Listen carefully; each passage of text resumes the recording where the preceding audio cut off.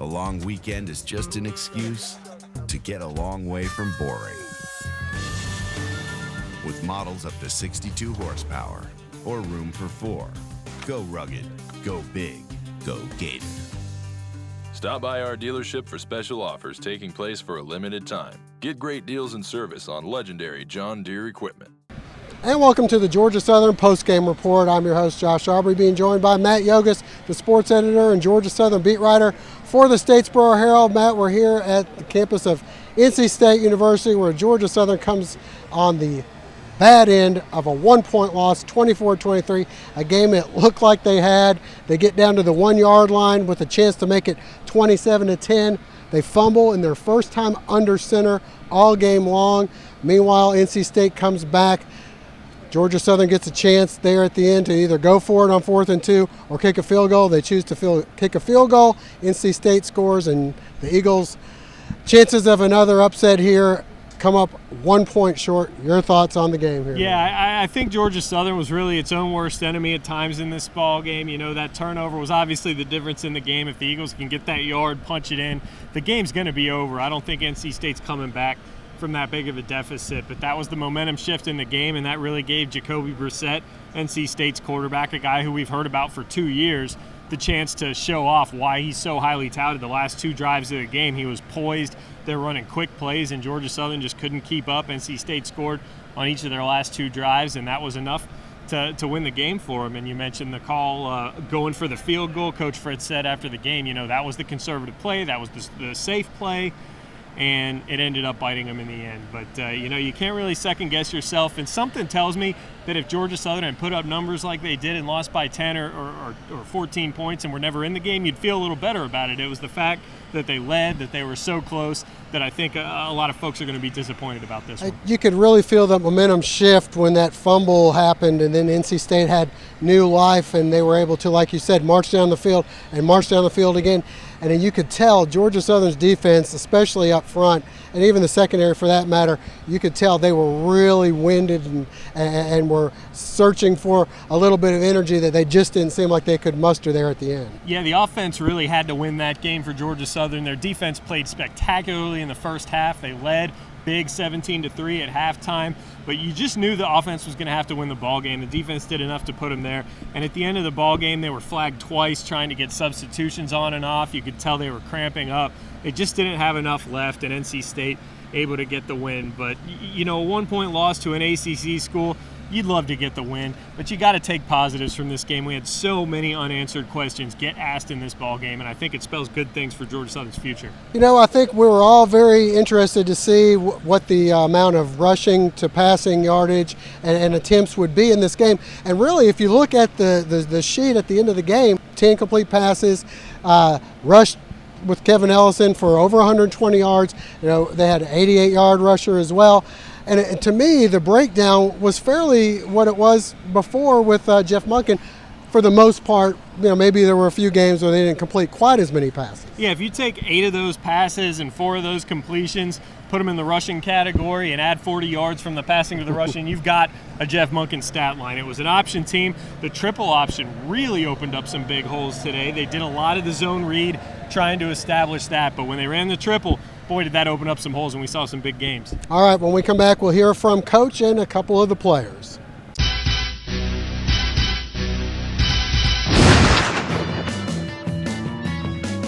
If the clothes make the man, the surf shop makes him better.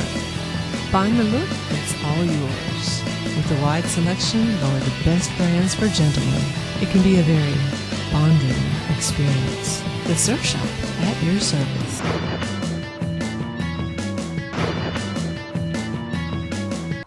Georgia Southern looking to make it 2 in a row over FBS teams, only this time as a member of the FBS on the road at NC State. The first game at the helm for Willie Fritz, and the Eagles waste no time getting on the board. Matt Burita supreme on this run, 61 yards for the score. GSU up quickly by a count of 7-0. The Wolfpack counter with a field goal, but the Eagles right back. Jacoby Brissett scrambles and is picked off by Georgia Southern's Caleb Williams, who just misses out on 6 points, going out at the 15. That would lead to a 32-yard field goal attempt from Alex Hanks. It's up and good, 10-3 Georgia Southern. The defense holds again, and this time, heads-up play by Kevin Ellison. About to run, he spots Catrella Showers, who makes a great grab. The 29-yard touchdown makes it 17-3 Eagles. Nail-biting time for Wolfpack fans as Georgia Southern goes to the half with a 14-point lead. Second half, Brissett hooks up with Braylon Cherry for the 6-yard score. The lead cut to 17-10. The Eagle offense right back. Ellison to Zach Walker. This one good for a 51-yard throw and catch. Ellison with 184 yards passing, 124 rushing. This leads to another short Alex Hanks field goal to make it 20-10 GSU. The Eagles then trying to ice this one in the fourth quarter. Ellison to Showers inside the 5-yard line for a first down. But on second and goal, and the only time Ellison would line up under center, the ball is fumbled. NC State recovers and promptly goes 99 yards in 4 minutes. Brissett to Cherry again. The lead cut to 3. But once again, though, Georgia Southern able to move the ball downfield. Kevin Ellison with his longest run of the game. This one 52 yards deep into Wolfpack territory. A fourth and short decision for Willie Fritz with just over 3 minutes to go in the game. He elects to go for the Alex Hanks field goal. Georgia Southern clinging to a 6-point lead. Brissett moving the Wolfpack 75 yards in just under 2 minutes, capping things. Matt Days stretches over the pylon for the score. NC State takes a 1-point lead. The Eagles with one final chance, but this pass on fourth down incomplete, and Georgia Southern loses a heartbreaker 24-23. 2013 has been a great year for all of us. Got a couple things ideas. Get out of my office.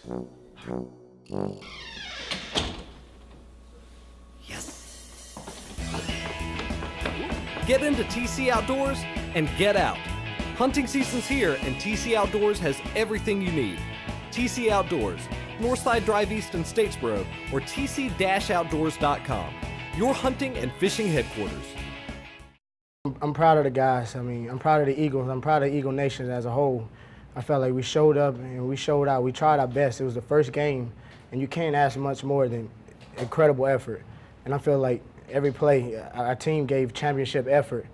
I just want to thank Eagle Nation. They had us back the whole way, and we heard the fans, and we would listen to the coaches, and everybody was ready for this game.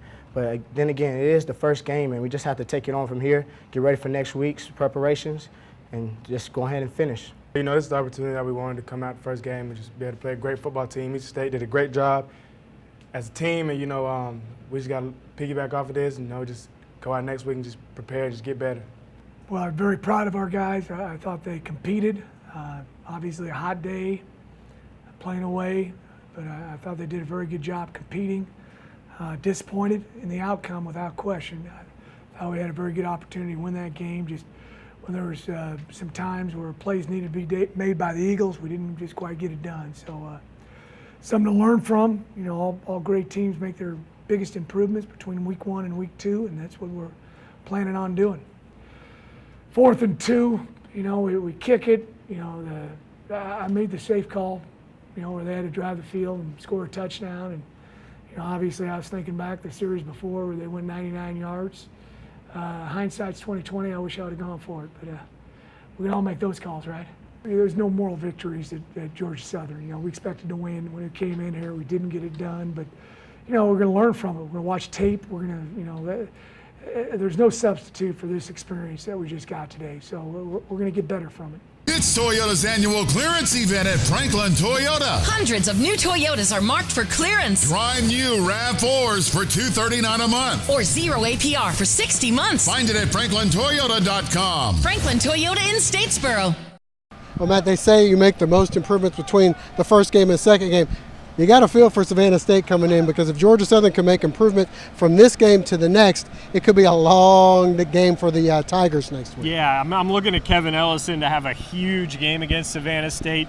He really impressed me. You know, the last drive could have gone better. They have a chance to go win the game with a field goal. They get a 3-yard run and then 3 straight incompletions that ended the game for the Eagles. But Kevin Ellison's the guy I really think is going to have a show to put on against Savannah State. You look at the last drive, it was unfortunate. You get a 3-yard run and then 3 straight incompletions. But he showed some poise throughout this ball game. On that long touchdown drive, he has 3 and 8. He gets a completion to move the chains. Then again on 3 and 8, he has 10 yards of green in front of him. He could have easily gotten the first down on his legs. Instead, he goes to the end zone, finds Contrella Showers for the touchdown. Great decision making, great execution, and Kevin Ellison is quickly making the case that he's going to be the star of this program. The good thing is, next week against Savannah State, there's going to be an opportunity for a lot more guys that maybe didn't get a chance to shine, and they'll have a chance to see these guys under the lights at Paulson Stadium, particularly Fabian Epshaw, who did come in and made a couple of good plays when he was in the game. You saw his explosiveness. He had 1 run for 8 yards, but if an NC State defender doesn't get a hold of his shoestring, he's scoring a touchdown on that play. We saw him throw for a first down on his first play of the game. He's a guy who can certainly contribute a lot to this offense. I mean, just the way he got through the hole against NC State, they did not see it coming, and he's a guy who can really hit some home runs for you if you need him. All right, so plenty of positives here at NC State. The Eagles do come up short, though, by 1 point, 24-23. For Matt Yogus, I'm Josh Aubrey. Thanks for joining us. Hope to see you next week as the Eagles host Savannah State.